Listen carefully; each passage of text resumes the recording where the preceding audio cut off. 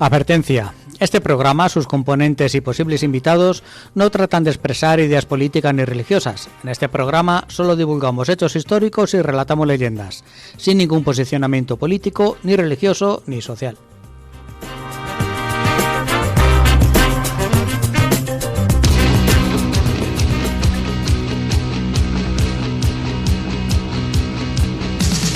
Hace mucho tiempo que se acabó, pero es que hay cosas que nunca se olvidan, por mucho tiempo que pase. Os habéis adelantado una semana. ¿O no venís disfrazados? ¿O no? Los carnavales son luego, más tarde. Luego.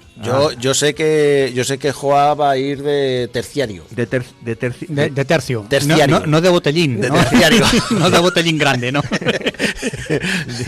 De soldado de los tercios. Que a lo que yo iba, Dime. para nuestro invitado, que es que tú has leído para posibles invitados. Es que al principio Claro. pusimos posibles porque no dábamos un Bueno, duro. no dábamos un duro porque Ya viniera llevamos nadie a nuestro temporadas. programa. Entonces lo de posibles ahora ya son Sí, invitados. ya van siendo invitados, ya Y van además viniendo. de calidad y de categoría, ¿no? Claro que sí. ¿A quién nos traes hoy, Joaquín? Pues hoy traemos a Javier Santamarta, un hombre polifacético. Que yo le conocí hace tiempo, él no me conoció a mí, porque yo lo vi así Porque desde tú tenías lejos. pelo entonces. No, que No. va, que va. Yo desde la más tierna infancia estoy yo así, como una bola de billar. No, estaba yo en unas jornadas, las primeras jornadas de Leyenda Negra, y un amigo común que tenemos, Rafael Rodrigo, me dijo, dije, Rafael, enhorabuena la que has liado. Dice, no, si yo no tengo nada que ver, si es aquel señor de allí, Javier Santamarta, es el que ha liado a ustedes a guisao. El puto amo. Exactamente. Y a partir de ahí le empecé a seguir la pista. Luego, por mi oficio, pues como Javier es escritor y ya lleva varios libros en rueda, pues ya le empecé a seguir un poquito la marcha que llevaba, pues a través de redes sociales, de Twitter y de Facebook. Os presento un poquito, os hago 3 líneas de... No, espera, primero salúdale que le tienes Bueno, por ahí al le teléfono. tenemos aquí. Javier, bienvenido. Muchísimas gracias, Joaquín, bien hallado. Uno en la radio está hasta que no le dan paso, tiene que estar calladito como un fantasma. Con lo cual... Pues estás en tu casa, ya puedes hablar cuando te apetezca. Muchas gracias, un placer. Muy bien, pues Voy a introducir un poquito así para la gente que no te conozca. Pues Javier es gato, es madrileño, nacido en el barrio de Chamberí hace unos pocos años.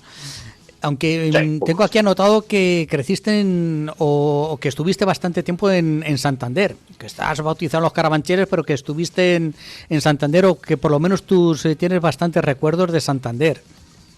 Es que nada más nacer y ser bautizado en los Carabancheres, lo más madrileño que puede ser, pues a mi padre le destinaron, tuvo un tema de trabajo en Santander, con lo cual me llevaron en el cuco a Santander y mis primeros recuerdos realmente pues son de Santander, ¿no? De estar ahí en la playa, en la Magdalena, todo el tema. Yo me quedé a Cántabro y ahí es muy bonito crecer ahí en Santander, y además siendo niño, y además, en fin, en esos años 60 oscuros donde las familias tenían tatas y llevaban el tema y tal, una cosa muy fascista. Pero el caso está en que claro, ese tipo de vida burguesa espantosa, pues yo ya, o sea, disfrutaba hasta que mi madre, que era muy madrileña, no se acababa de hacer a Santander, y al final pues acabamos volviendo para gran disgusto mío, porque claro, ya en fin, volvimos otra vez ahí a la Cibeles. Luego me he hecho ya pues efectivamente un auténtico adorador de esta diosa, pero claro, yo creía y estaba convencido, porque todos mis primeros recuerdos, y es verdad que me llama mucho, es el mar, o sea, es el mar de Santander, es todo el tema, con lo cual en el fondo soy un santanderino in pectore. De corazón, claro que sí. Luego has estado por el mundo, porque tengo por aquí anotado que estuviste trabajando en tema de ayuda humanitaria unos años, y he visto por ahí que estuviste, no que me suena a mí, de la guerra de Bosnia, Croacia, que estabas por ahí con tema de la Unión Europea, que estabas con tema de ONGs y demás. ¿Puede ser, Javier?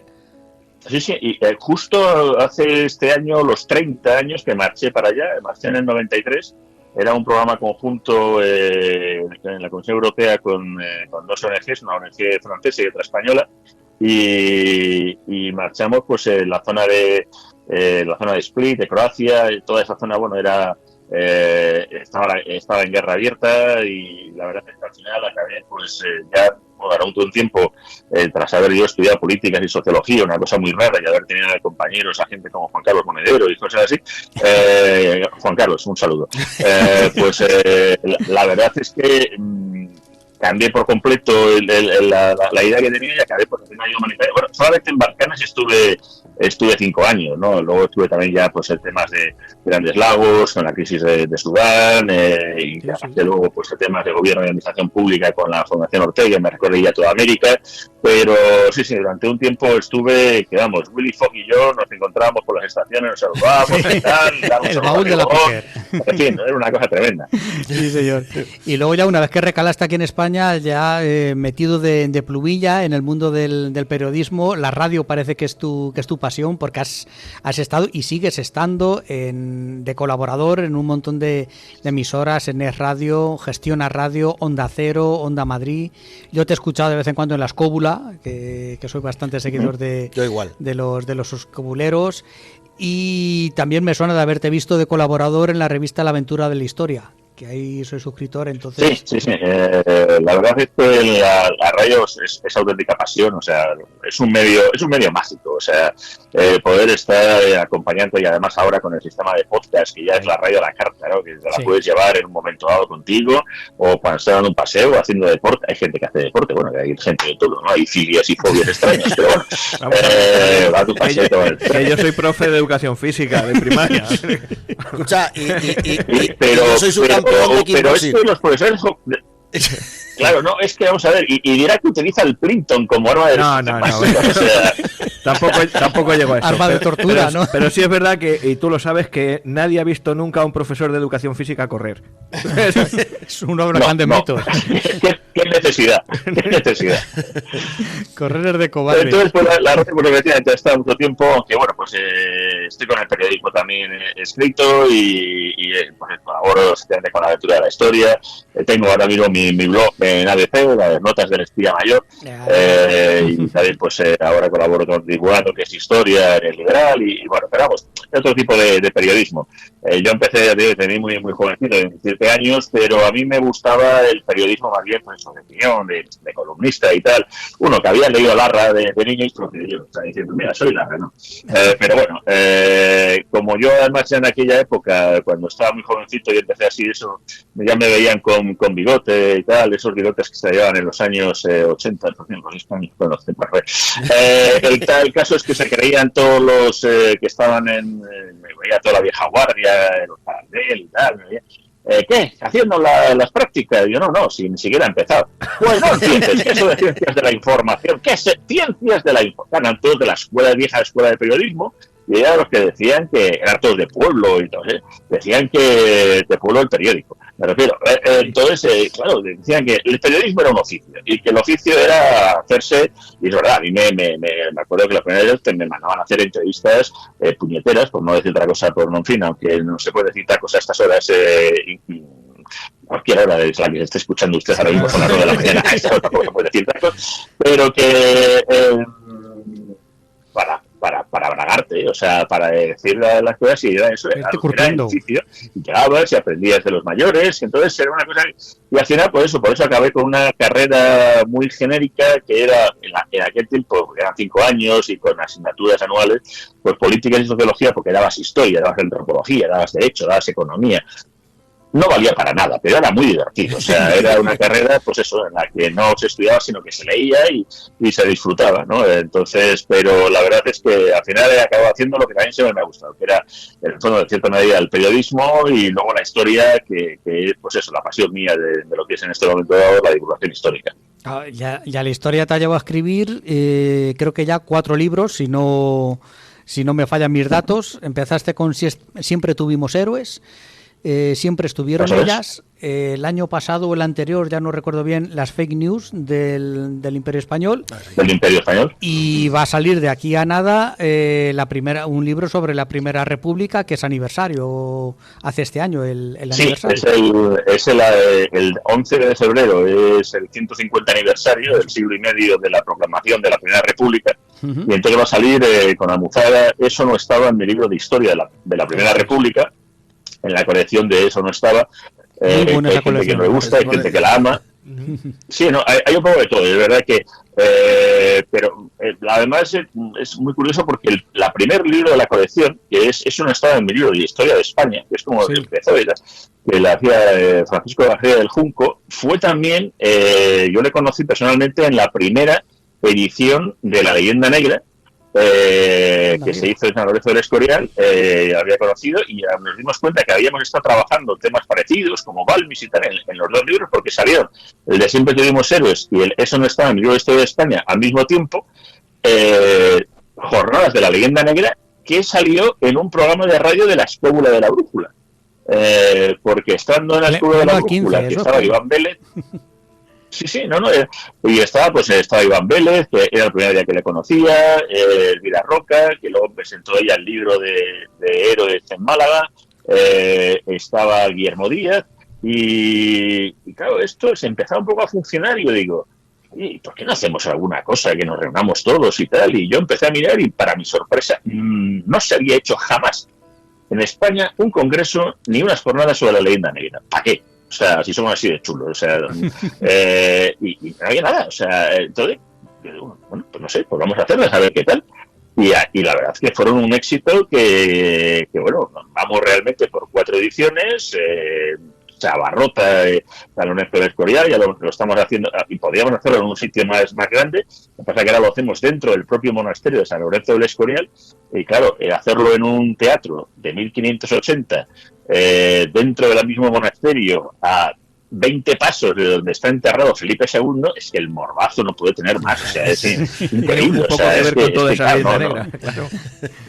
Claro, entonces es que es el sitio, o sea, pues han llegado a ofrecer incluso el auditorio de San Lorenzo del Escorial, y la verdad que podíamos llenarlo porque esto que tiene 500 plazas, bueno, es que este año nos han desbordado con cientos de personas que se han quedado fuera pidiendo también para estar, con lo cual quiere decirse que ya no es la leyenda negra, son las ganas que tiene, yo creo que mucha gente, y lo estaréis viendo también por vuestros programas y las descargas que hay, gente que tiene ganas de conocer la historia de España, porque la historia pues, se daba mal, y se daba mal también en la EGB, que estamos ahora, no, la LOCSE. No, mira, yo soy de la EGB y yo no sabía ni quién era Blas de Lezo, ni Bernardo de Galvez, ni esto que lo fundó, pero porque es muy complicado la historia de España, son muchos temas, muy compleja, y te da pues lo que será.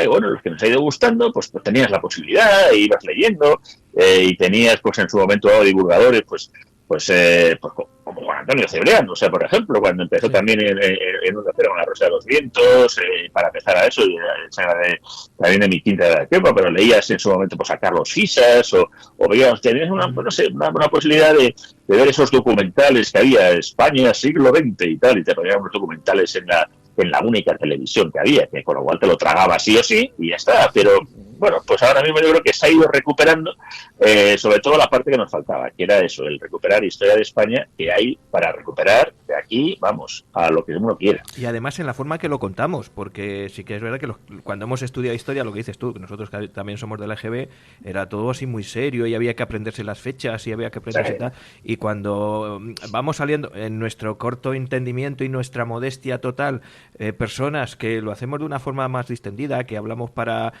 el vecino de al lado, para que luego salimos a la calle y mi vecina de arriba me dice, oye, qué bien me lo pasé ayer con el programa. Eso a nuestro nivel, a vuestro nivel, que tenéis muchos más seguidores, y lo contáis de una forma parecida, metiendo ironía, metiendo chascarrillo, buscando anécdotas que llaman mucho la atención, como si se lo contásemos a un niño, eso te atrae mucho más a querer aprender más de esa historia. Es así, es la forma en que se divulga la historia también.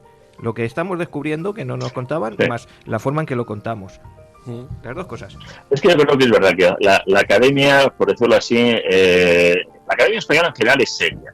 O sea, los anglosajones son mucho más gamberros. O sea, se meten, les encanta además, por ejemplo, ahora que está poniéndose muy de moda la recreación, ya de una manera pues más conocida, y se pueden ir haciendo cosas, y ya ya que hoy estamos grabando esto, pues está, por ejemplo, el Tercio de Olivares en Sevilla, pues haciendo un homenaje. Han empezado para el 31 tercios, que se va a hacer por toda España, porque el 31 de enero pues se está haciendo convirtiendo como el Día de los Tercios. Esto hace unos años no existía, y lo poco que existía era muy de frikis. O sea, eran de 2 o 3 tíos que más o menos no, en fin, no era lo habitual, o el tema de los napoleónicos, que yo cuando tenía eso, o cuando estuve viviendo en Bélgica, pues te ibas ahí a lo de Waterloo y aquello era la repanocha, ¿no? O sea, este ha sido el primer año que hemos hecho, bueno, el año pasado, pero en verano, la recreación de la toma y la liberación de napoleónica en San Lorenzo del Escorial, que es una parte también de la historia como...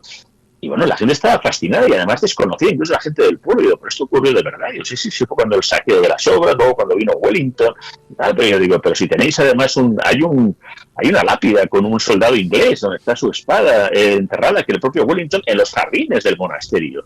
Eso no lo conoce ni la gente, ni pasa por ahí, ni sabe que hay un soldado inglés de época napoleónica. Pero todo esto, pues eso, hay que hacerlo de una manera en que... Mira, yo recuerdo, por ejemplo, un profesor, un catedrático de historia, que era uno de los asesores de Oliver Stone en la película de Alejandro Magno. ¿Qué es lo que pidió? Estar en la carga de Gaugamela, estar él a caballo, para ver si era verdad que la manera en que se cargaba, o según se pensaba que se hacía, era verídico. O sea, y ves a un señor, a un profesor de historia, montado a caballo y vestido como Alejandro Magno para eso.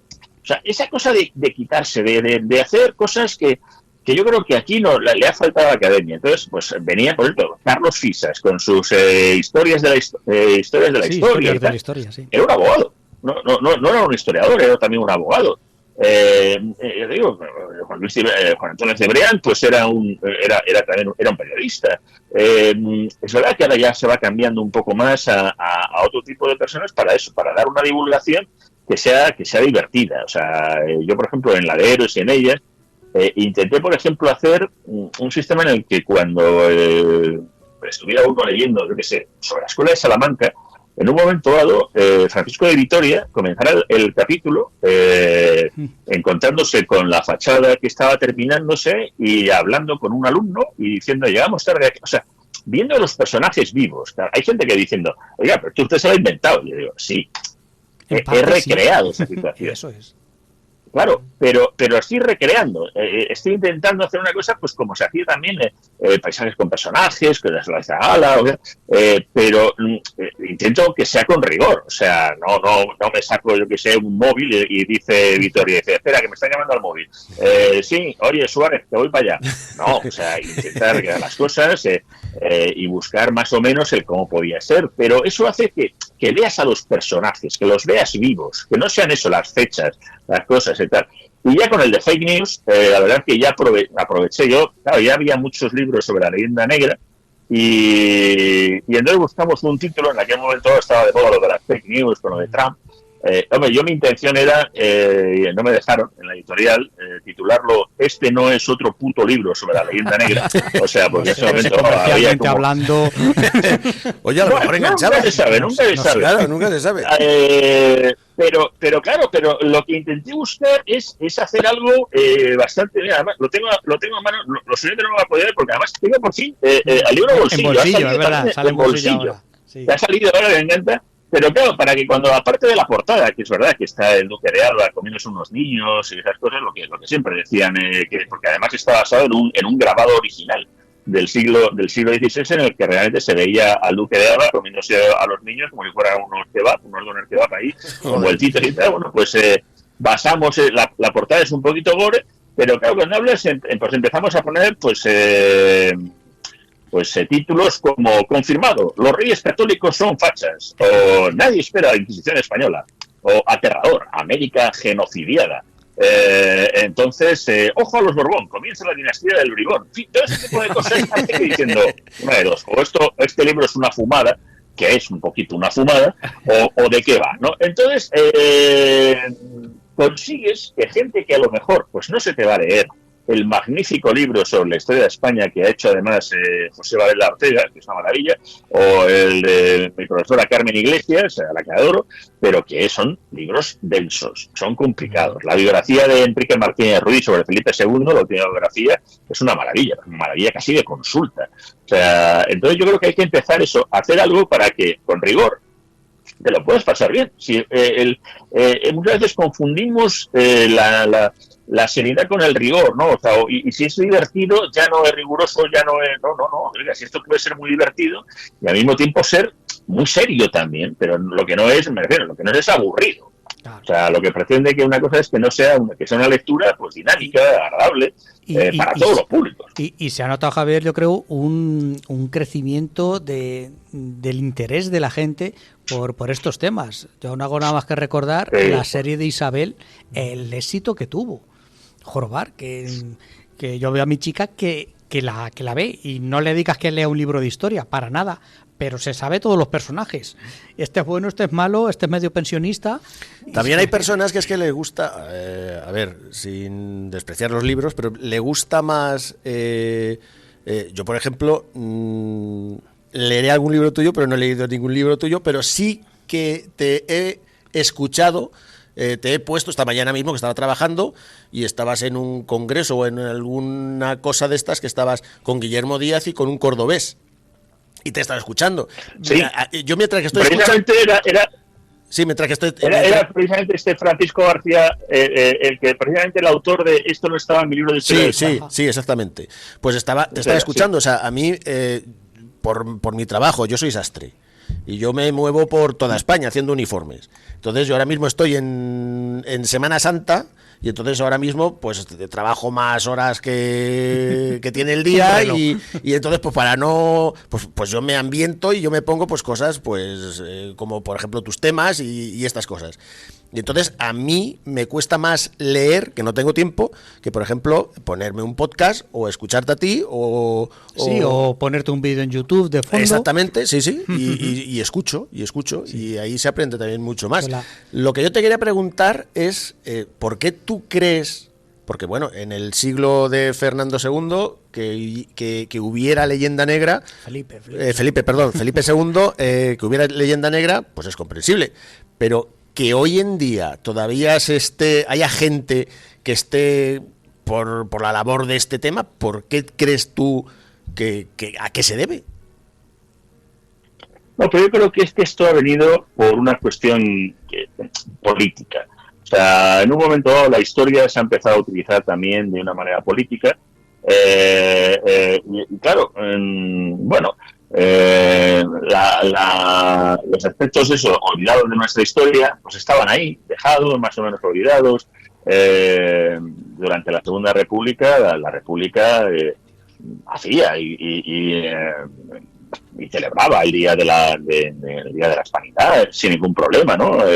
Hay incluso, yo recojo en el libro de Fake News pues unas declaraciones de Manuel Azaña hablando del Día de la Raza y esas cosas sin ningún problema. O sea, y ves libros de historia de la época y no es una cuestión de decir, no, es que claro, durante el franquismo y tal, no, el franco comodín no se puede estar sacando como esto, porque además luego pues ha sido ya eso, en la época de la EGB, del bachillerato.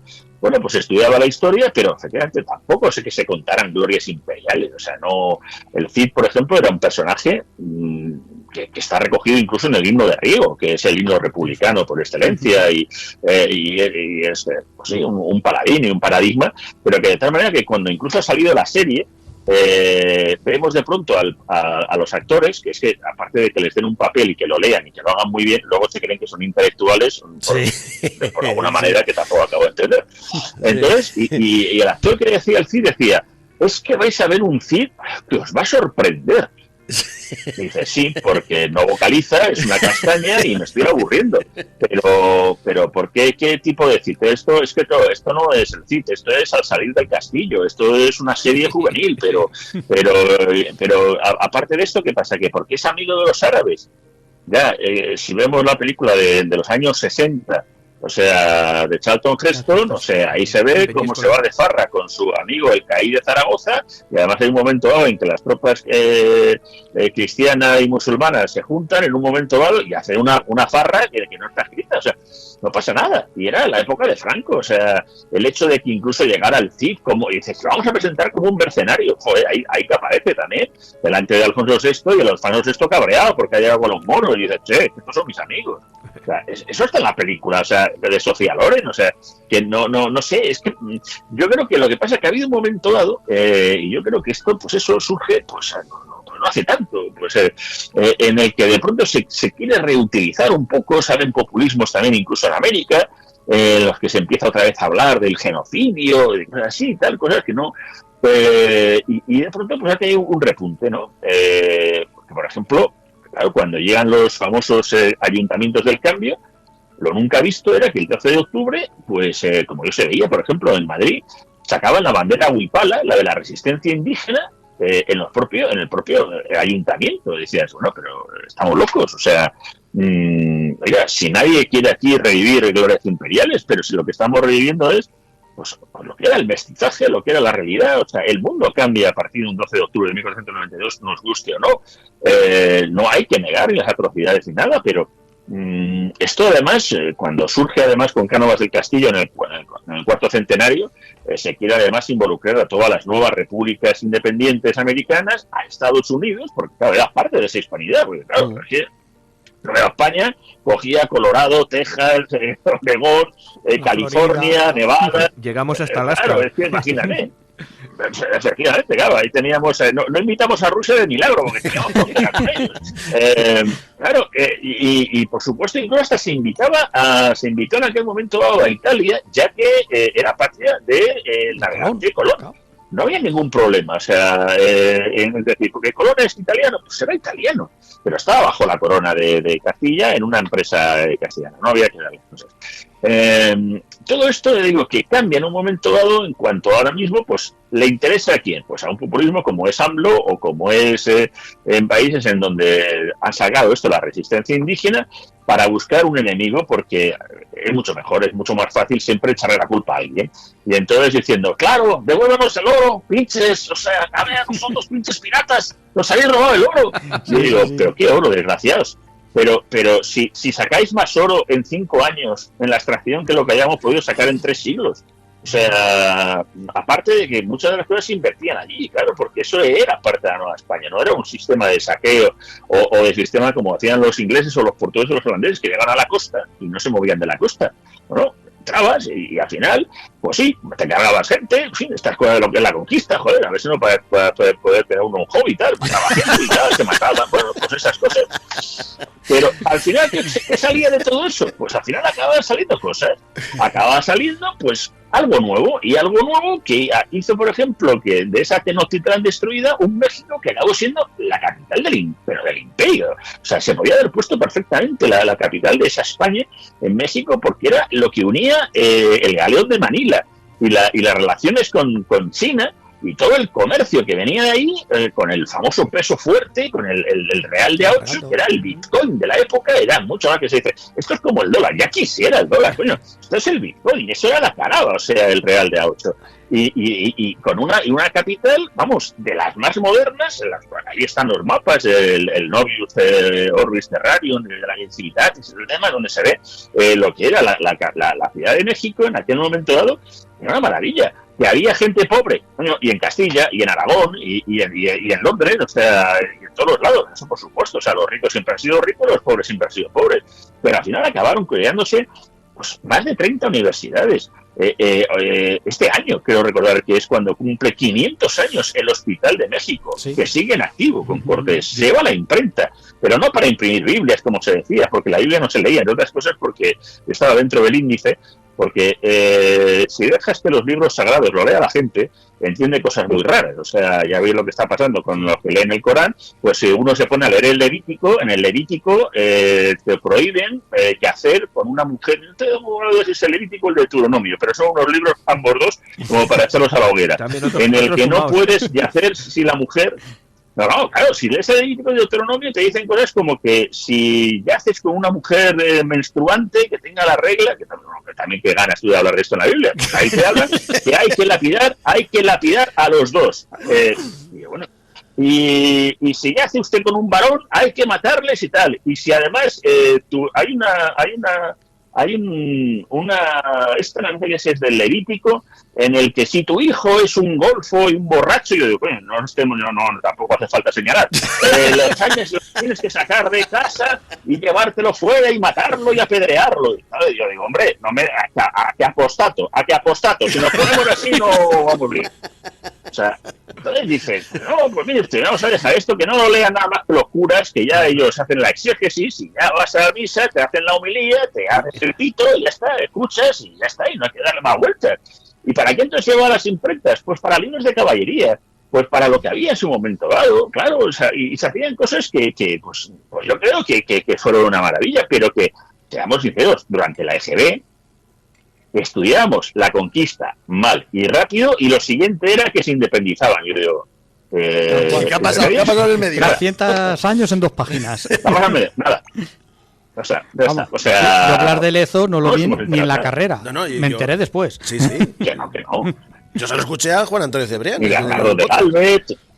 Claro, y ya Sí, Galvez, ni por Luis de supuesto. Córdoba, ni nada, o sea... Sí. Bueno, uno de los siglos a mí que más me ha... cuando queráis hacer vosotros también el programa de radio, me vais a hablar algo, como estoy hablando un poco, o sea, que tenéis algo en el programa. Pero el siglo XVIII, por ejemplo, que incluso hasta María Elvira Roca se mete con él y esas cosas, es que es el siglo de Blas de Lezo, de Bernardo de Galvez, pero es que es el siglo en el que estamos dominando los mares. Sí. Es el siglo en el que, claro, nos hemos creído las películas de piratas, ¿no? En donde de vez en cuando salíamos. Bueno, tú ves la película de Capitanes Intrépidos de Edward Flynn, ese, ¿no? Harold Flynn, ese. No, ese es Capitán Blood. Eso es el Capitán Blood con Errol Flynn. No, esto es con Gregory Peck. Es una que es con Gregory Peck. Ajá. En donde, además llegan a decir con todo el cuajo, es que no podemos navegar con los mapas españoles porque son muy malos. Yo digo, pero desgraciados, si hasta 1768 que vais a Manila y robáis todos los mapas, no podíais navegar por el Pacífico, no teníais ni idea de dónde ir, ni a dónde marchar. Y llegan a un sitio como una zona ahí como si fuera, pues eso, algo de Hispanoamérica, y bueno, van vestidos de zarrapastrosos, todos morenos, guarros y tal. En fin, cuando él llega al barco español, van todos vestidos que parecen toreros. O sea, es una cosa como de chiste. Entonces, pero bueno, toda esa imagen, pues bueno, antes no pensaban más en ello. Pero todo esto venía por la pregunta inicial, ha sido que lo que ha hecho que sigamos creyéndonos, aunque sea de una manera inconsciente, el que no valemos, el que la historia de España no es importante. Porque lo que vemos en las pantallas, o incluso una serie de nuestra época, Érase una vez el hombre, el capítulo 15, que trata el siglo de oro español, se prohibió. En la primera vez que lo emiten no se emitió, porque de pronto Televisión Española vio el gol que nos habían metido los franceses, que era quienes habían hecho la serie, y dijeron, claro, y entonces diciendo, pero esto es infumable. La segunda reposición salió, me acuerdo, una presentadora avisando o sea, con lo cual esto de poner avisos de esto no es de ahora de Disney, no, avisando de que el capítulo que viene ahora, o sea, nos ponen a parir, que lo sepan ustedes, no sé, o sea, avisando de lo que venía. Y luego ya se puede ver ahora mismo, cualquiera que nos esté escuchando, pone en YouTube, Érase una vez el hombre, capítulo 15 y lo ve. El 16, que era el de la Inglaterra de Isabel Tudor. Bueno, qué bonito. Isabel, Drake, Majete, recorriendo el mundo, sale hasta guapa, el teatro, el blog. O sea, pero y además es que diciendo, vamos a ver, o sea, un episodio entero, nada más para el reinado de una señora que dura unas décadas, y en el anterior se chupa usted, o sea, no solamente el siglo de oro, desde el descubrimiento, o sea, todos los Austrias, nada. Y termina además como diciendo, y total, ¿qué quedó de esto? El Quijote, Lope, Cervantes, Quevedo, nada, unas mierdas. O sea, que falta lo de muy mierdas, falta por decirlo. O sea, de verdad, o sea, aunque sea por curiosidad, cojan Almax, un poquito de Alka-Seltzer, no sé, cualquier antiácido, y vean el capítulo, de verdad, es que es increíble. Claro, todo el mundo diciendo, sin embargo, ¡ay, qué maravillosa serie, qué buenas series hacían sobre historia! No, era una serie maniquea, a más no poder, llena de buenos y malos, y cuando llegan al episodio de España, que como siempre la historia de España internacionalmente pasa sin pena ni gloria, y lo podemos ver incluso hasta en las celebraciones de batallas, sobre los tercios de... ¿Cuándo se ha puesto de moda? Pues alguien tan negro legendario que mucha gente odia, como el señor Pérez Reverte, pues será un negro legendario, un afrancesado, y Roca Barea le odiará. Pero gracias a La Triste, los tercios se pusieron de moda. No fue gracias a Julio Albi, no fue gracias a Fernando Martínez Lainez y esos magníficos libros que hicieron. No, fue gracias a La Triste. Bueno, pues bendito sea. Sí, habrá que se nota mucho en cuanto a ventas, en cuanto a penetración en la gente, en la sociedad, lo que está escrito por un historiador serio, sesudo, académico, lo que está escrito por un periodista. Ostras, se nota una barbaridad. Yo que vivo de este mundo, es mi garbanzo al final el mundo de la venta del libro, se nota una barbaridad que lo que vende es algo más ligero, más liviano, más asequible a la gente, porque si no la gente rehuye. En cuanto, la que dice Rafa, en cuanto es académico, la gente se cierra en banda y dice no, esto es aburrido ya de entrada. Claro, yo recuerdo Pérez Reverte, que era, bueno, el Capitán a la Triste, una pasada lo que se vendía. Bueno, Capitán a la Triste, y también me imagino yo que también gracias a la película y el protagonista. La peli fue después. Sí, pero bueno, del éxito de la serie de libros. Yo recuerdo en la FNAC de Callao, que no te dejo hablar, en que me tocaba a mí trabajar estaba yo de contrato de fin de semana en uno de los lanzamientos de La Triste. El domingo vendí 20 cajas, no 20 libros, 20 cajas, y cada caja era, pues a lo mejor podían ser otros 20 libros. Una barbaridad, porque era muy sencillo, eran 200 páginas, era una lectura ágil y de dos plumazos, como quien dice, en una semana. Bueno, alguien que no está habituado a leer, hasta en una semana se ha fundido el libro, porque tiene acción, tiene aventura, tiene espadachines, jorobar, que era muy asequible. Que te hace de leer, sí, que no es lo mismo que te cojas un tocho de libro que te... Exactamente, no es lo mismo que un manual, que están geniales los de Julio Albi, pero ostras, es ya para los iniciados, por decirlo así. Para llegar al gran público en general hay que escribir novela. Desde mi punto de vista. No, y además, bueno, yo recuerdo que, por ejemplo, cuando entré en Historia de Roma o en Historia de Grecia, lo hice con un periodista que es Indro Montanelli. Eso es. Montanelli. Claro, Montanelli, o sea, me leía Mommsen, no, me leía a Gibbon, no. O sea, me leía un periodista. O sea, e incluso, por ejemplo, el libro que yo me leí la verdad es que me leí un libro sobre la República de Roma, fue uno que publicó Alianza Editorial con Isaac Asimov. Eso es. Sí, porque Isaac Asimov tiene una colección de libros de historia, y este señor era un científico, un señor que no recuerdo ahora mismo cuál era su especialidad, una especialidad además muy rara. Pero, y el tío hacía, además, claro, escribía para los americanos y te decía, y Roma era más o menos como Connecticut, y decía, me cago en la leche, ¿cómo era Connecticut? O sea, no nos ha hecho para ti.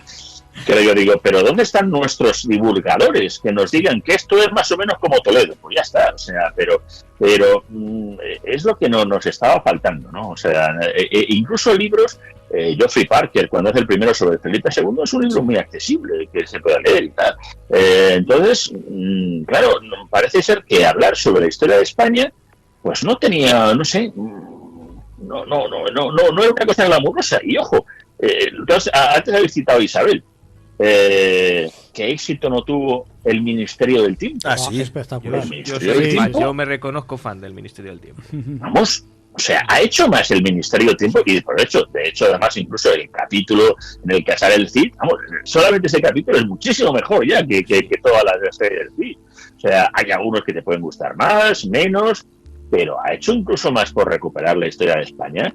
O sea, incluso eso de una manera tan divertida, hombre. ¿En qué momento? O sea, en el que Spínola se enfrenta contra la Wehrmacht, eso es para verlo, o sea, y encima y ya le suelta lo del J.P. Jacquet y de puta, o sea, jugando con el tema, ¿no?, de Carlos Langa, que es el que hace de Spínola.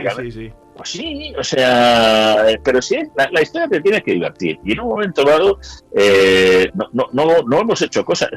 Ahora con el último libro, el de la Primera República, cité una película que en la parte curiosamente política que sale, está bastante bien. Es una película bastante ñoña, es una película ya un poquito, pues eso, de la de que presentaba Carmen Sevilla, esta de peliculita de la tarde, que era ¿Dónde vas, Alfonso XII? Sí. Pues ¿Dónde vas, Alfonso XII?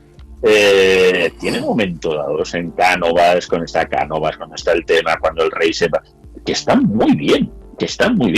Y hay un momento dado de que cuenta una anécdota, que el momento dado en que entra de nuevo Alfonso XII y hay un paisano que está gritando ¡Viva el rey! ¡Viva el rey! Y ahora dice, lo grites tanto que se va a quedar afónico. Y dice, más grité cuando echamos a la madre. Porque eso también es un poco el reflejo de lo que somos, en España. Porque una de las cosas que cuento en el libro es que, en fin, esto voy a dar una exclusiva en la radio, pero estoy de acuerdo con Carmen Calvo. O sea, con la vicepresidenta Carmen Calvo, no solamente estoy de acuerdo, sino que la cito en el libro porque en un momento la pusieron a parir, porque dijeron que España no es ni monárquica ni republicana. En España lo que somos es anarquistas. Y es verdad. O sea, somos de nuestro padre y de nuestra madre. O sea, de hecho, aquí el rey no se corona. Aquí el rey se proclama. Y se proclama en corte. Y si no, no puede serlo. Cuando hemos sido república, hemos un desastre la primera y la segunda. Pero porque en el fondo somos muy anárquicos. Somos muy de nuestro pueblo. El anarquismo es llega muy al espíritu español, sí. Como el carlismo. No somos cainitas, no, porque somos multicainitas. O sea, eso de que nos dividimos en dos, nos dividimos en dos sobre dos y dos sobre dos. O sea, cualquiera que... Si tú ves bandos, incluso la Guerra Civil Española, el bando nacional y el bando rojo. Pero si en el bando rojo, por ejemplo, se estuvo pegando Burruti y los anarquistas con los comunistas para ver quién entraba en Bilbao. Sí. Pero si luego los requetés con los falangistas estaban también a ver que no se veía. Acabaron a tiros, sí. Claro, o sea, siempre ha habido 2 sobre 2 sobre 2. O sea, esto es una exponencialidad. Porque siempre parece que siempre es una cuestión de dos bandos, pero no. Y somos, pues eso, alguien que es paisano tuyo que es de tu pueblo. O sea, viene de provincia, viene de la palabra esta, pero tú dices del país es porque es de tu pueblo, no es de tu comunidad autónoma. O sea, que tendrá que ver, y es verdad, también es verdad, porque dice que yo en la Comunidad de Madrid, ¿qué tendrá que ver un tío de San Lorenzo de la Escorial con un tío de Aranjuez? Pues nada. O sea, y por eso, por ejemplo, como siempre cuento, la gente de Gijón, pues en cuanto pusieron las matrículas de Girona, se fueron encantados a matricular todos sus coches a Girona para quitarse el lado de Oviedo. Claro, diciendo, estos de Oviedo aquí que tendrán que ver aquí los carballones estos con los culos mollados. Y los de La Coruña, pues le llaman portugueses a los de Vigo. Y los de San Lorenzo del Escorial dicen que los del Escorial de abajo, que es la Leal Villa, no tiene nada que ver con... Bueno, a mí me lo han llegado a decir, cuando yo vine a vivir a San Lorenzo del Escorial, donde estoy viviendo, claro, hay 2 Escoriales, la Leal Villa y el Real Sitio, San Lorenzo y el Escorial. Entonces esto es un poco lío, y porque además los pueblos están unidos, no ves una división, y en un momento dado yo preguntando a alguien de aquí, dice, claro, usted es que es de fuera, no se da cuenta, pero es que no se puede imaginar lo diferentes que somos. Yo digo, bueno, esto desde los Hutus y los Tutsis no se ha visto una diferencia étnica, o sea, esto lo están estudiando en antropología. Sí, Javier, si en nuestro pueblo teníamos 2 equipos de fútbol, por Dios. Aquí hay de todo. Aquí 2 equipos de fútbol, 2 iglesias, hay 2 rondallas, 2 de todo. Yo coincidí hace años en unas escuelas viajeras con un colegio de Cataluña, de Sant Llorenç de Morunís, y el profe que llevaba, que era un tío muy simpático también, Josep, decía, bueno, es que vosotros los catalanes, dice, che, cuidado, de catalanes nada, yo soy solsonés. a mí no me confundas, que yo soy solsonés, y yo desde Solsona me he cogido y he hecho el camino de Santiago un día que estás sentado en mi casa y he tirado para adelante y me lo he hecho andando. Y tu mujer dice, allí se habrá quedado, pero a mí no me confundas con los catalanes. Vale. O sea que ese sentimiento en todos los sitios es muy español, de la piel de toro está y muy integrado. Sí. Eso, bueno, de hecho, cuando surge todo el problema cantonal, el problema cantonal no es de secesionismo o de revolución contra el poder central de Madrid. No. O sea, es el de tu pueblo. O sea, en Cartagena se pega con Murcia, pero se pega además con Alicante, Écija con Sevilla. Los otros, o sea, se están pegando entre los que están más cercanos. O sea, esa cosa que todavía pues sigue viendo, ¿no? O sea, el de Málaga mira al Sevillita de otra manera, el de Granada dice que él es un andaluz, que él es el reino de Granada. Y la Andalucía occidental que tendrá que ver con la Andalucía oriental y que eso no tiene tampoco que ver nada. Aquí ya digo, pues entonces, sí, es que nos gusta en el fondo ese cantonalismo. Bueno, ya ves también lo de Reus y Tarragona, que se cabrean y al final ha habido que poner en la vía del AVE en el camp de Tarragona, porque está entre medio de Reus y Tarragona, bueno, había manera de llamarlo de un sitio a otro, pues, bueno, aquí en medio, a medio campo. O sea, eso juega un poquito en nuestra contra a la hora de no de divulgar, sino de defendernos de las mentiras o de la forma de contar que tienen, sobre todo en el mundo anglosajón. Yo veo que tienen la picardía que tanto presumimos nosotros, pero tienen la picardía de que les pegamos la del pulpo en Cartagena de Indias y cogen y retiran todas las monedas conmemorativas que habían hecho, lo cogen, lo retiran, y aquí, vamos, esta boca es mía, nada, aquí todos callados. Sí, con la Gran Armada pasó lo mismo. O sea, parece... y nosotros seríamos los primeros que levantaríamos, que diríamos qué desastre hemos tenido, no sé qué, y haríamos más leña del árbol caído. En la Gran en Armada, cambio, ellos se cogen y se callan. 3 tormentas que nos destruyen los barcos y dicen que nos han destrozado, han sido ellos los que nos han... Y llegan ellos a los 4 días, les volvemos a pegar la del pulpo con la contraarmada y no vuelve a salir una línea, sí, ni en sus libros de texto ni en los nuestros. Jorobar, qué bien lo hacen. Pero lo hacen bien, o sea, porque cuando muchas veces, claro, nos metemos con los ingleses, yo digo, no, yo les admiro, perdón, o sea, si es nosotros los que tenemos que hacer. O sea, ellos quieren y hacen, hay una batalla que incluso se puede considerar en tablas como es Trafalgar, y hacen una estatua a Nelson, o sea, que como le hagan un poco más alto, realmente cuando vas a Trafalgar Square te dice, ahí está Nelson, yo Nelson o mi tío Mariano, porque no se ve nadie. Unos leones ahí de bronce que parecían elefantes, o sea, es una cosa tremenda, o sea, pero claro, los tíos son muy buenos, pero nosotros no hemos hecho lo mismo, bueno, pues entonces la culpa es nuestra. O sea, cuando, por ejemplo, otro de los personajes de Dios que antes lo he citado brevemente, Luis de Córdoba. Luis de Córdoba hace el mayor apresamiento naval, cuando teóricamente ya somos una desgracia, no somos imperio, somos unos decadentes, ¿no? Como dicen muchas veces. 1780, 1780, cuando vemos ahí, está ahí Scott y están ahí haciendo ahí el Cook, haciendo todas las estas, bueno, para que os hagáis idea, el convoy, un convoy de 55 barcos ingleses, lo tengo aquí para no equivocarme, 36 fragatas capturadas, 10 bergantines, 6 paquebotes, en total 52, 1.350 marinos, 1.357 oficiales y soldados de infantería, más de 80.000 mosquetes, 294 cañones, 3.000 barriles de pólvora, equipación para 12 regimientos de infantería. O sea, esto no se ha vuelto a hacer nosotros no nos hacían apenas ni una presa. Bueno, y todo esto, claro, eso les jorobó, porque esto fue una de las, junto con lo de Bernardo de Gálvez, esto fue muy definitivo para su lucha contra las colonias, las 13 colonias que se estaban independizando, porque es que les jorobamos la armada. Es que estamos hablando de 52 buques. Claro, entonces dice, pero ¿por qué no les hemos desconocido a Luis de Córdoba?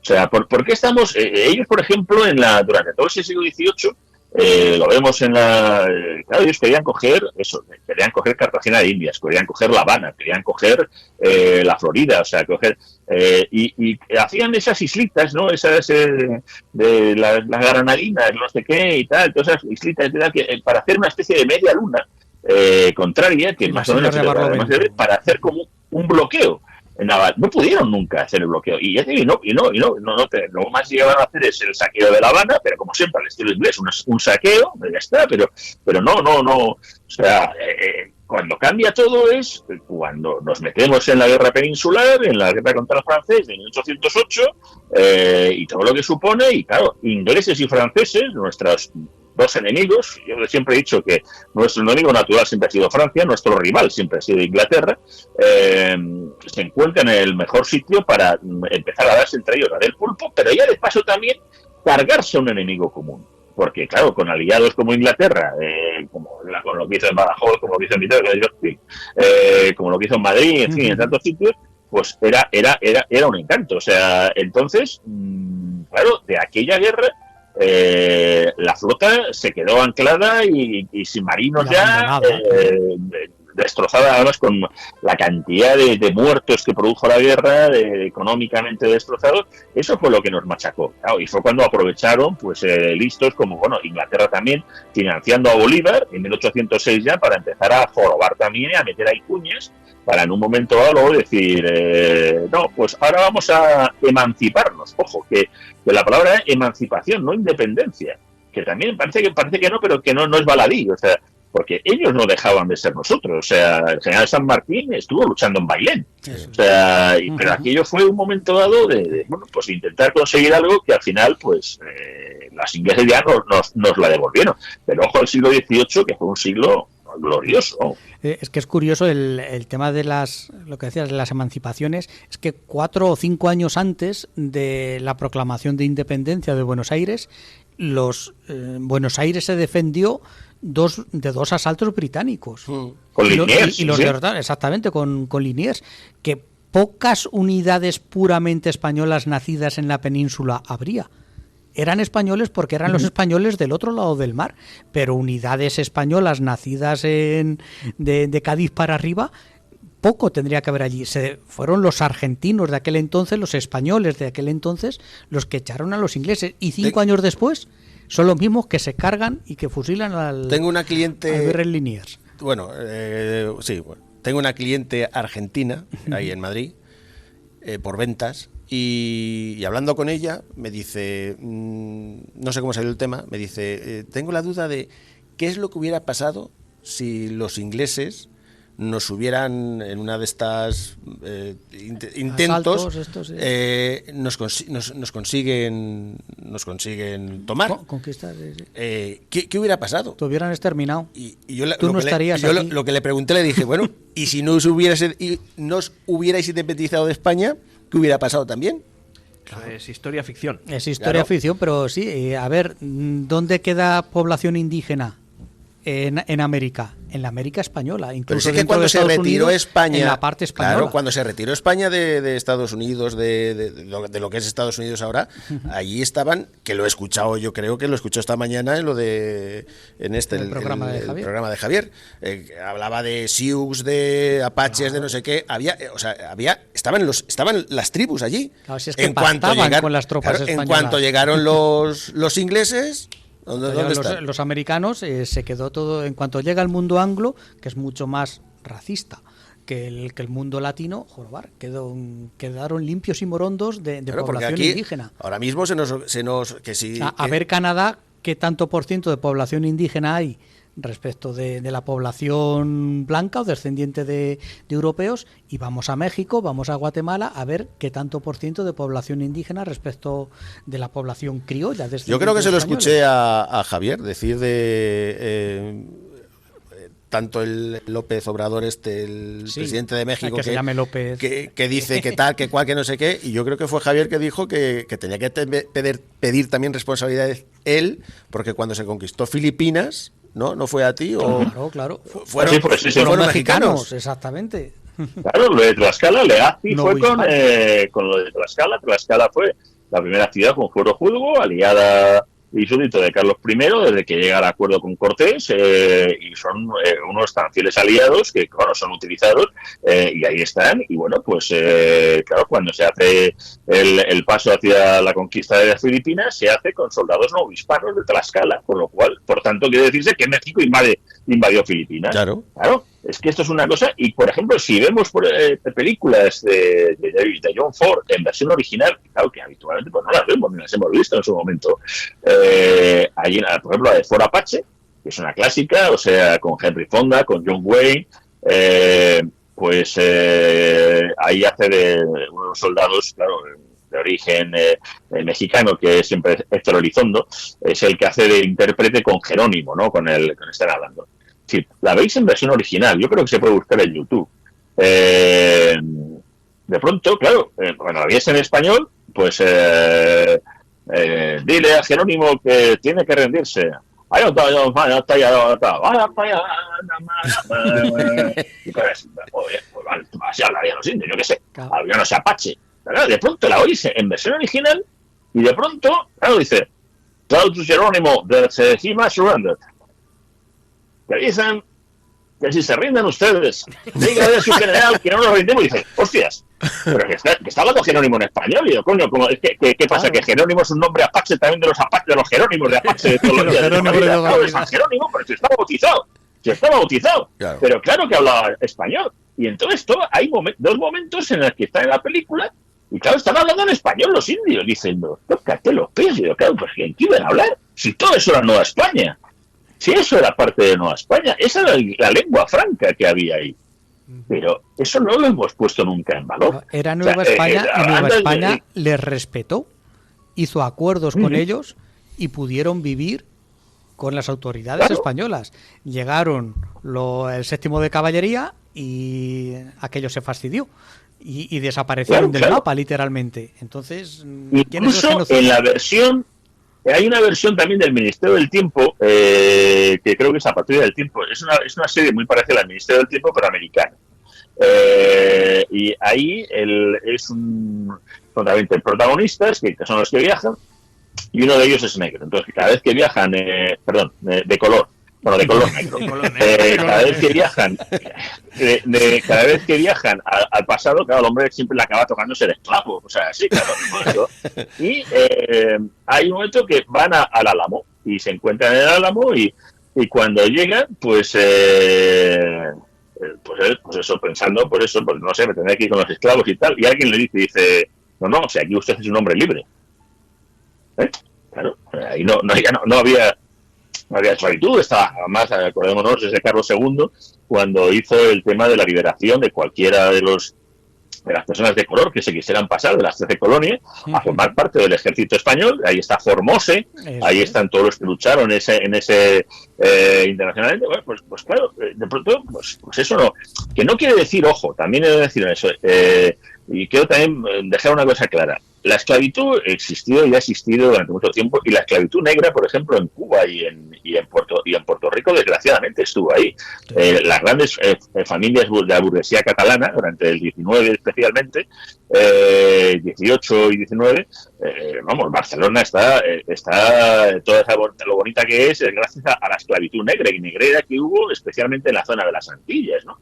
Pero sin embargo, pues en lo que era Nueva España, pues estaba funcionando y el tema de la manumisión, y claro, pues que llegó ahí, pues claro, ahí en el Álamo, y ahí pues no había esa esclavitud, que sí que se mantuvo, de esa esclavitud negra que hemos visto en todas las películas, en Django Desencadenado y en todos los lugares. O sea, sí, Jefferson tenía esclavos negros y todo el tema. Eso ya, efectivamente, en muchas partes ya de Nueva España venía ya como una cosa prohibida o que podía llegar a la manumisión, porque la esclavitud, por ejemplo, en tiempos de Felipe II existía.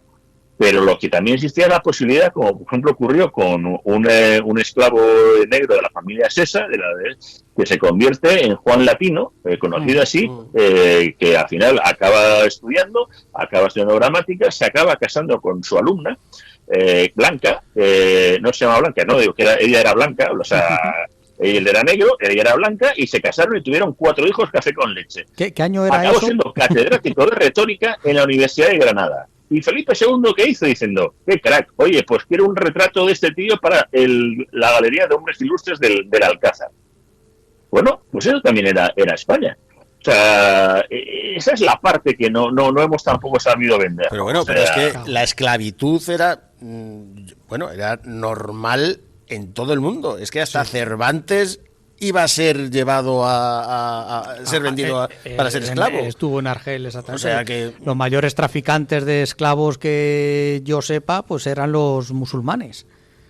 Pero es verdad que al mismo tiempo, pues la esclavitud negrera, luego, curiosamente, habiendo sido nosotros también los que en un momento dado, pues hicimos cosas admirables, como la Escuela de Salamanca, o las leyes de Burgos, o el Testamento de Isabel la Católica, pero es verdad que la esclavitud, oficialmente en España, la esclavitud negra, que es Cuba y Puerto Rico, no acaba hasta el reinado de Alfonso XII. Sí. O sea, somos los últimos, ya en 1880. Sí. Pero bueno, Eso tampoco no hay que dar una cosa con otra. No, porque la porque historia lo que no hay que hacer tampoco es leyenda rosa, claro. Claro, la historia tiene sus luces y sus sombras, sombras, pero claro. no todo es negro. Normal. Exactamente. Claro, pero Es normal. lo bueno es ponerlo en valor. Es que lo único que hacemos siempre es ponerlo, eso, en lo que no es en valor. O sea, que en un momento dado tú quieras buscar pues un enemigo en las películas, son las estas, como lo hablábamos de los piratas.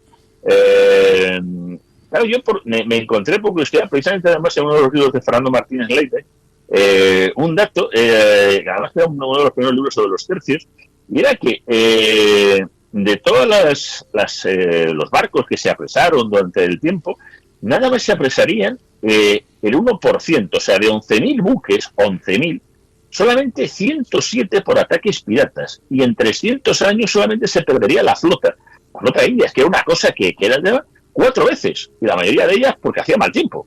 O sea, porque eso que encontraba, claro, con tormentas o cosas así, no es que fueran por ataque. Entonces, pero bueno, el hecho de que te conviertas en el más malo de los malos, pues ya está, o sea, era lógico, era porque éramos poderosos. Claro, o sea, éramos nadie buenos. de pronto se pone a hacer leyenda negra, como digo yo, a San Marino. No sabemos ni situarlo en el mapa, creo que está por Italia, pero no sabemos por dónde. Por allá en medio. O sea, claro, o decimos, dice, qué fuerte es el ejército de Mónaco. Pero si van con unos plumeros todavía, hombre, si van con plumas ahí en los cascos, no son serios, hombre, eso eso no tiene ni media torta, hombre.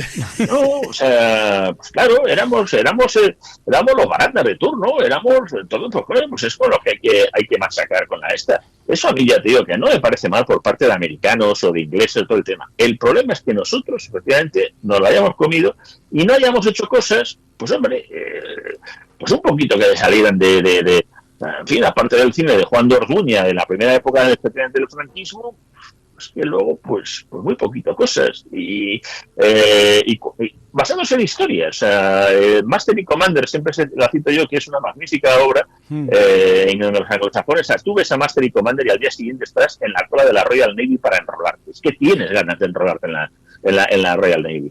Pero no aparece nada sobre Nelson, y hablan de Nelson. No aparece nada porque te cuentan una historia. Aquí se hizo una magnífica película que es La Conjura del Escorial, con Felipe II, y era una historia de thriller y de intriga, y estaba muy bien. Y no es que hubiera malos y buenos, había malos y buenos, pero por la historia, pero Felipe II aparecía todo el tema, y bueno, pues esa película, sin pena ni gloria, parece mentira. O sea, y sin embargo, otras, bueno, eso, que sean mucho más negros legendarias, donde está eso, lleno de suciedad, de guarrería, todo el tema, pues son parece ser que son las que vendemos o gustan vender. Sí, nos gusta flagelarnos un poquito, sí. Pues sí, completamente. Sí, y con el tema de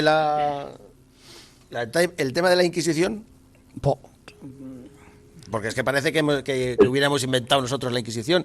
Sí, es verdad que fuimos los que la abolimos en el 19, ¿no? Pero no sé, cuando se habla de la Inquisición es... Crearla la creó Francia, si no recuerdo mal, en la Edad Media. Sí, ¿sabes? Y sí, hombre, la verdad que sí, sería un aparato para tratar de controlar ideológicamente a la gente, pero... A ver, nada de persecución de judíos, nada de persecución de No, pero moriscos. Es que los judíos, o sea, cuando nosotros echamos a los judíos, antes habían sido los franceses e ingleses, yo creo que habían sido, y después de nosotros también otros países, otros estados, y otros países sin Inquisición. Después de nosotros yo creo que ya no hubo nadie, o sea, yo creo que fuimos los últimos en echar a los judíos. Fue España, fue la corona de los Reyes Católicos. Se les había expulsado de Francia, no sé si tres o 4 veces, de Inglaterra, de los estados alemanes, porque Alemania muchas veces no podemos considerar tampoco Alemania otra, pero se les había estado echando del todo a Europa. Del sitio más tardío fue de España. Pero es curioso. Hay una especie porque muchas veces la reina Isabel incluso hablaba, ¿no?, cuando los ataques que había, esas cosas, porque es verdad que luego, lo mismo, como se decía, la Inquisición acaba funcionando como un agente político de algo que luego el protestantismo lo llevó al máximo, ¿no? Porque se estaban empezando a conformar unidades de tipo nacional. Todavía no había naciones siglo XIX, ¿no?, o estados-nación, que todavía no estaba Westfalia, pero para entendernos, en donde, claro, uno de los aspectos de la unidad era la religión, era la fórmula de cuius regio eius religio, o sea, la religión del rey es la que tiene que ser la religión de todos, ¿no? Entonces, bueno, había una especie de unificación. Usted va a estar aquí en la corona de Castilla y de Aragón, pues usted tiene que ser católico. No se va usted fuera. Yo no le persigo. Yo no quiero que usted sea judío y todo, sino le echo. O sea, que bueno, que es un error. Pero es curioso porque los judíos de Sefarat, que es como ellos llamaban a España, los sefardíes, es verdad que guardaron las famosas llaves. Es verdad que guardaron ese recuerdo de esa España perdida para ellos. Y guardaron incluso el idioma, como era el ladino.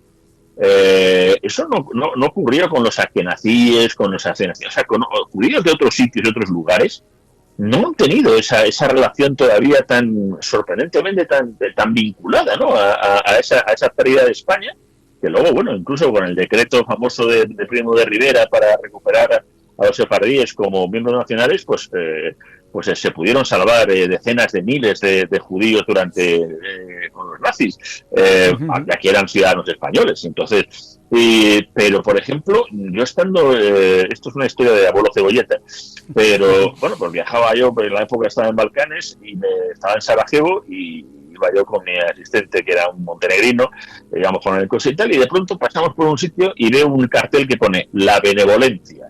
Y digo, para. Y dice, ¿qué pasa? Y dice, espérate, La Benevolencia. Coño, qué nombre más raro. Esto no es italiano, benevolencia, una palabra rara. No sé, de esto que hubo una cosa y dice, no, fíjate que tengo que preguntar. El otro me miraba raro y dice, bueno, pero ya como estaban acostumbrados a que los españoles estábamos con una chota, entonces yo entramos y tal, y yo con mi serbocroata así de andar por casa, dobar kako ste vi, tal, ya, mismo te humanitarna pomoć, ali ya sam hispanas y tal, y dice, hispanas y tal, y de pronto me llevan en volandas hacia adentro y tal, el montenegrino detrás mío, me lo raptan aquí al cooperante y tal, yo para adentro y tal, todos llevando en volandas y tal, me llevan ante un vetusto caballero y tal, ¿no? Decía eso no sé, el patriarca, ¿no? Y tal, y entonces, pues, y se me pone a hablar el tío en castellano antiguo, en ladino, porque era efectivamente una institución sefardí, la Benevolencia. Y, claro, los mayores guardaban todavía. Y yo, claro, como era uno de la EGB y había estudiado las cantigas de Santa María y estas cosas, y a Gonzalo de Berceo, podía hablar con él. Y yo me puse ahí a hablar casi en castellano antiguo con ese tío, aquello, todos rodeados de gente que no nos estaba entendiendo, porque ya la mayoría no entendían, algunos sabían el ladino, el montenegrino no entendía nada, porque diciendo, ¿en qué está hablando este? ¿Está endemoniado? O sea, y yo ahí hablando y tal, yo además casi unos boquerones y tal, yo diciendo, estoy hablando con la historia de España, estoy hablando con un tío, o sea, en la forma en que hablaba Gonzalo de Berceo y tal. Bueno, aquello fue una cosa, ¿verdad? Como no había móviles, pues no lo pudimos grabar, ni subirlo a Instagram, ni nada, o sea, una pena. O sea, pero eso yo lo llevo en el recuerdo como vamos, a las cosas increíbles, ¿no? Sí, completamente. Pero eso también es parte de esto de España. Es que no hemos sabido, te digo, intentar después de que la pérdida del imperio, la pérdida de la realidad de la impotencia, la entrada de un Estados Unidos y el mundo anglosajón, que ha sido el dominante, pues es verdad que no hemos sabido, las tierras africanas nos metieron en unas crisis tremendas y caramba, o sea, entre unas cosas y otras y también, pues bueno, la que nos rimos entre nosotros, pues el recuperar todas y tantas estas cosas que yo creo, y en eso es verdad que es un poco lo que empezamos a decir al principio, que ahora mismo vivimos un boom de nuestra historia. Aunque haya mucha leyenda negra, aunque haya mucho nada que celebrar y muchas cosas, yo no he visto tantos libros publicados, tantas cosas, incluso hasta cómics de la historia de España que empieza a ver con esta editorial catalana de Cascaborra. Los chavales de Gestas de España, que están haciendo libros por fin, cómics para niños o para chavales jóvenes que se habían perdido. Academia Play, que le ponen a parir, porque claro, la ponen a parir porque de pronto, bueno, aquí hay una especie de enfrentamiento ideológico en el cual pues parece ser que hablar de la historia de España es hacer nacionalismo. Hay un libro que se llama así, Los odres del nacionalismo español, en donde nos ponen a todos a parir, ¿no? A mí me llaman que soy un divulgador nacionalista, no sé qué significará ser un divulgador nacionalista, hablar de Sidel Pagé, de la Escuela de Salamanca, la Escuela de Traductores de Toledo, ¿no? Pero al productor de Isabel, de Isabel y del Ministerio del Tiempo, le ponen a parir. Y Javier Olivares es un tío que, aparte de que es del Atleti, que eso ya son cosas suyas, es de izquierdas, es un tío muy de izquierdas. O sea, estoy diciendo, pero bueno, pero que a este hombre también le van a poner, claro que sí, hombre, le van a poner a parir porque está hablando de la historia de España, y aquí de historia de España, que habla de historia de España, y encima hable bien, y pues, porque si eres Nieves con Costrina, puedes decir cualquier burrada y cualquier bestialidad, y va a estar todos los doctores en historia diciendo, ¡ay, qué gracioso es Nieves! Pero si esta señora está ya por Dios para meterle a una residencia, las cosas que dice. O sea, bueno, pues nada, o sea, es eso, es que estamos con la del poeta Barquina, ¿no? De si habla mal de España, es español, ¿no? O sea, es lo que estamos aquí buscando, parece ser, ¿no? Sí, tristísimo. Tristísimo, sí. ¿Y tenemos más tiempo? Llevamos ya, Rafa, pues, tú nos mandas. mira, se nos ha pasado casi 1 hora y cuarto desde que estamos aquí con Javier. Última pregunta. Última Mire. pregunta. No, pues estoy viendo aquí lo de siempre estuvieron ellas. Y yo es que estoy contigo absolutamente, que siempre estuvieron ellas. Yo no sé otros países, pero aquí con Doña Urraca, con tantas y tantas. Berenguela, María de Molina. No, es que la mujer en España tiene una importancia fundamental. Es curioso porque antes de Eros, el primer libro que yo quería destacar era el de ellas. Pero no les terminó de cuajar a ninguna editorial, y entonces propuse la otra parte, pues recuperar estos personajes de héroes. Y claro, de pronto, siempre tuvimos héroes y luego me venían, ¿qué pasa? ¿Y heroínas no hay? Pues sí, además sale Carmen Angolotti, sale Isabel la Católica y tal, pero bueno, parece que hay que decir ellos y ellas. Estoy diciendo, no, pero sí, además yo había escrito ya sobre mujeres en algunos artículos, en Voz Populi, y yo digo, bueno, pues voy a hacer uno dedicado a ella. Y efectivamente, bueno, pues porque creo que además España es un país muy femenino, muy matriarcal.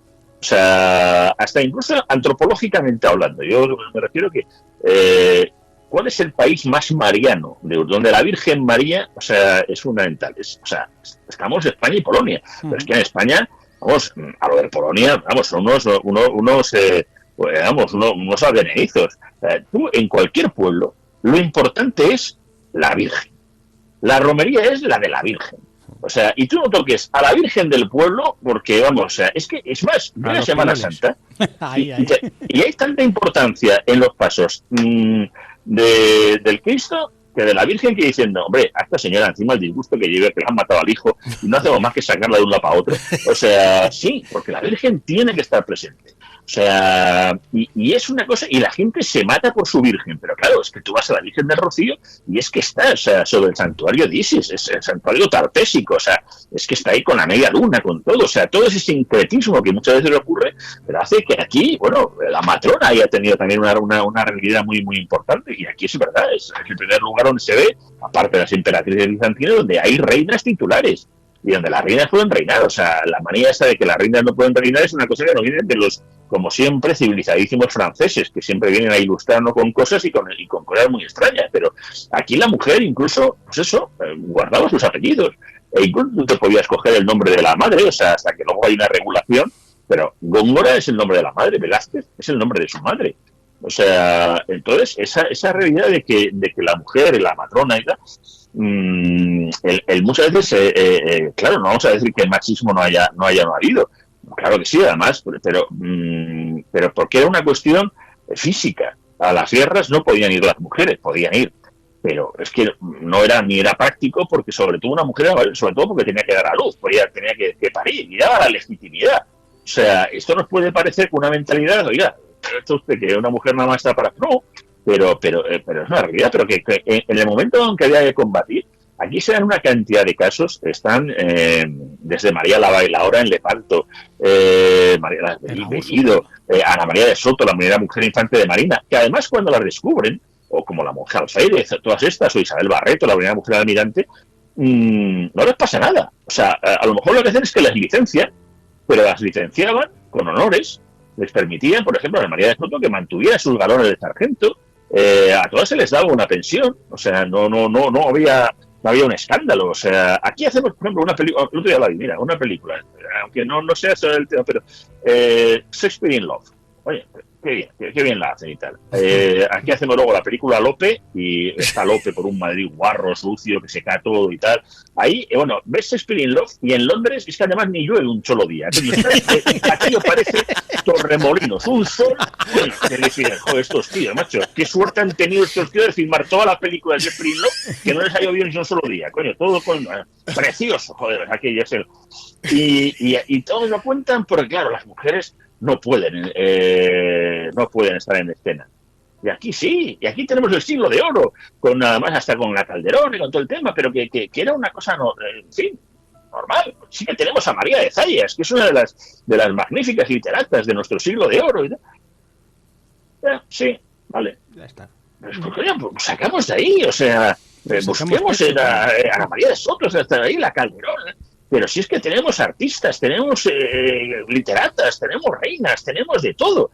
Tenemos las mujeres de Palencia, que empiezan en un momento en la Guerra de los 100 años, se enfrentan contra el duque de Lancaster, que dicen, anda, coño, qué bien, mira, les hemos hecho la 13-14 al ejército castellano a Palencia, que desde aquí vamos todo para Segovia, y de pronto se encuentran con las palentinas, y las palentinas dicen, te vas a enterar. O sea, y los vencen, y el de Lancaster diciendo, joder, no sé, durante la guerra contra los franceses de 1808, los diplomáticos europeos decían, es que las mujeres se han lanzado a la calle, es que esto no es una guerra solamente de hombres. Las manolas. Aquí está, bueno, y Goya las presenta en los cuadros de los desastres de la guerra, en la serie.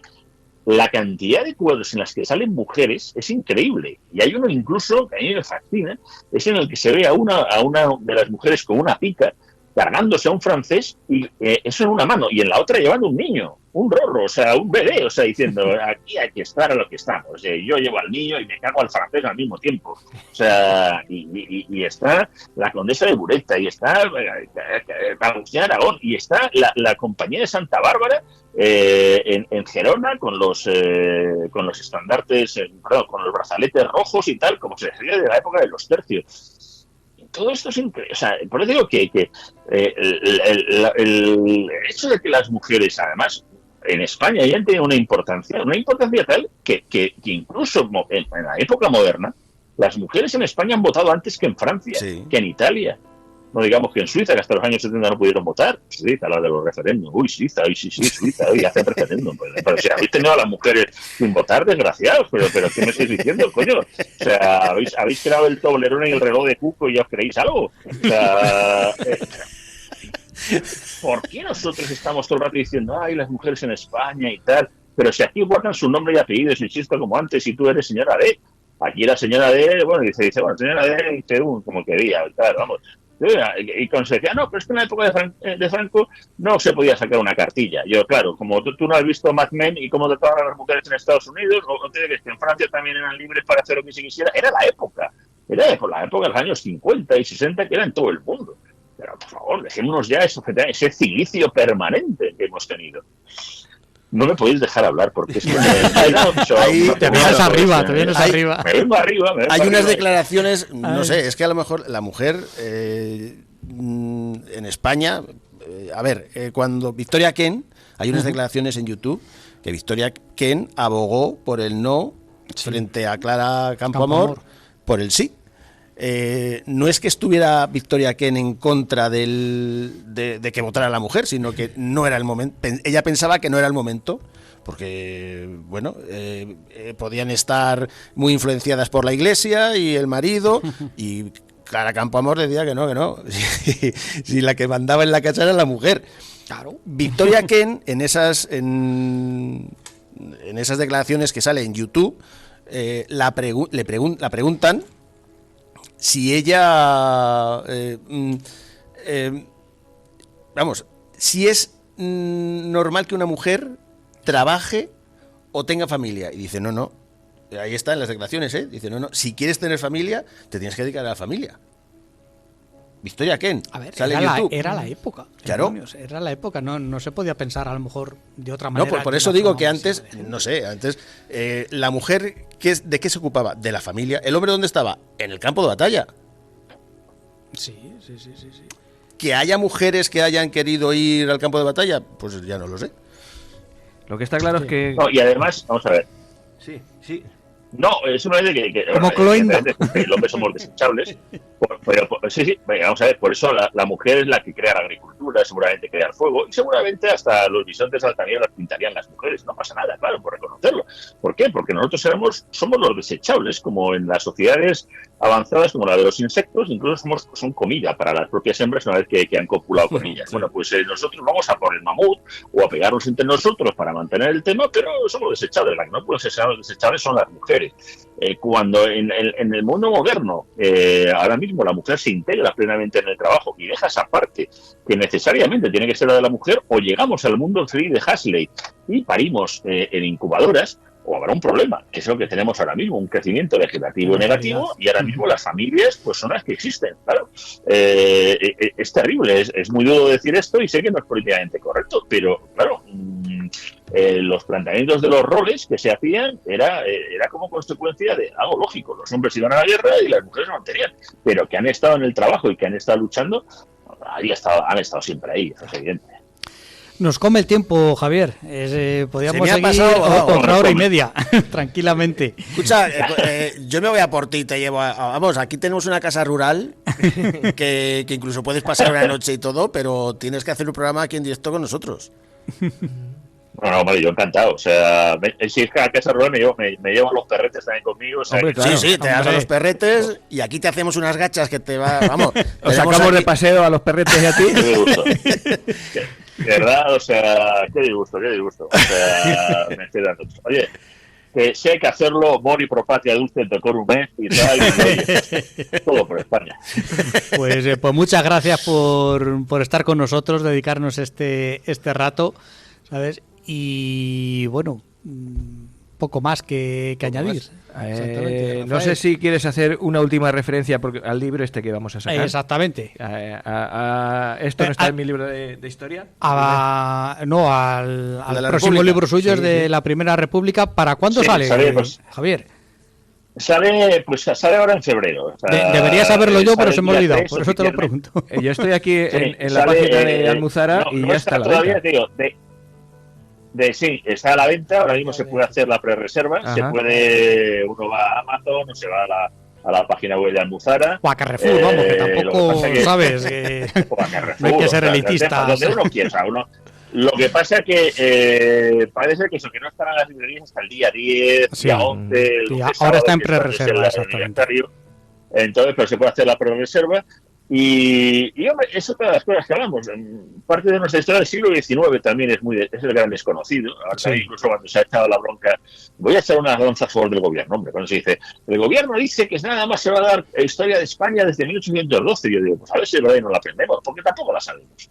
No sabemos las constituciones del 19, no sabemos cuántas guerras carlistas hubo. Y de hecho, pues la propia Primera República está dentro de un periodo que es el sexenio democrático, revolucionario, en donde pues pasa de todo, o sea, pasa desde una regencia, un gobierno provisional, el gobierno de Amadeo de Saboya, que es divertidísimo, porque es una cosa rara, traen a un pobre señor de Saboya, que al final no saben qué lío se ha metido, tenía un valido y encima para cómo se lo mata justo llegando a él le quieren matar, incluso le hacen un atentado yendo hacia el palacio, y llega un momento dado diciendo, bueno, están locos esta gente, o sea, literalmente, o sea, que lo llega a decir, ¿no? O sea, están todos locos, y al final se acaba haciendo una Primera República, pero de la cual yo intentaba hacer un libro también muy dinámico, muy divertido, yo creo también, o sea, dentro de lo que cabe de lo que es la diversión de aquello, pero sobre todo porque ¿sabemos realmente, por ejemplo, cuánto tiempo estuvo la Primera República? ¿Sabemos si tuvo a lo mejor presidentes? ¿Cuántos tuvo? ¿4? ¿5? A lo mejor ninguno. ¿Sabemos qué pasó, por ejemplo, con las guerras que había de Cuba, la carlista, la cantonal, y que hubo que aplicar el 155, que eso ya no es ninguna novedad, pero encima de cañonazos? Realmente hubo una, o a lo mejor hubo 2 repúblicas. Pues todo ese tipo de curiosidades y anécdotas y todo el tema, pues yo creo que con este libro, que además es un libro pues cortito, 285 páginas creo, muy agradable de leer, pues espero que os guste, que lo leáis y que me comentéis, claro. Sin duda. Corriendo en las librerías a por él. Sí. Pues nada, nos queda despedirte, darte las gracias. De verdad que hemos pasado un rato muy, muy, muy agradable. Esperamos que nuestros oyentes también lo pasemos. Y nada, lo que hemos dicho, deseando contar contigo en otra ocasión y, si es posible, en persona. En directo. en vivo y en directo, así será. Muy bien, Muchas Javier. gracias. Muchas gracias a ti, Javier.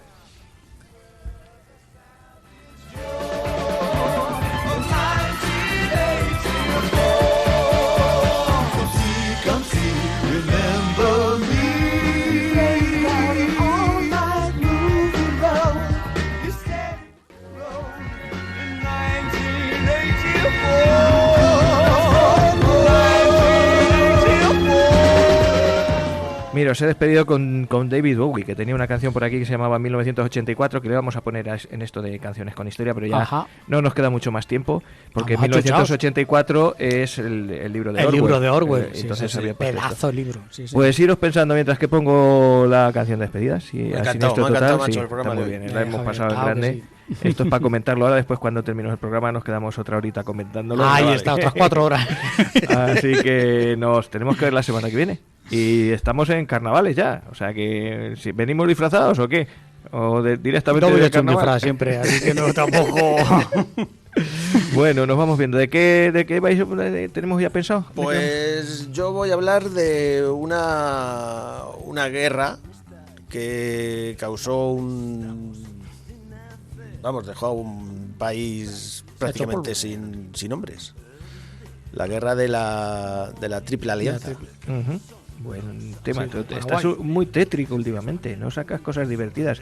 ¿Tienes pendiente lo del Lo doctor del, Celos? sí, pero es que pues tengo otro también que también es un poco tétrico. Cuando llegue la primavera ya va recuperando las flores. Yo tengo que inspirar. Ya os avisé que tenía seres fantásticos y dónde encontrarlos. Luego un par de libretes que tenemos de... ¿Tú sabes, por ejemplo, lo que es un basilisco? A mí me lo llaman muchas veces. Yo tenía un amigo que, mira, se ha puesto como un obelisco.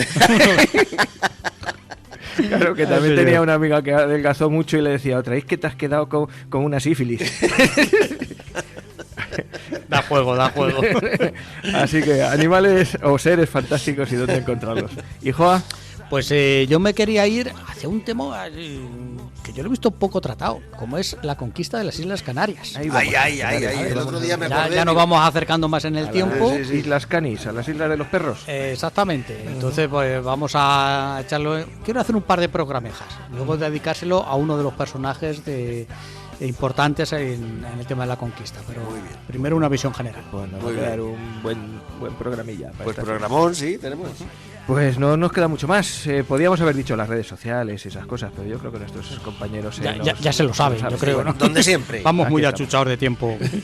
Hasta la próxima, don Juan. don Venga, Joaquín. Hasta otra, chicos. Nos vemos.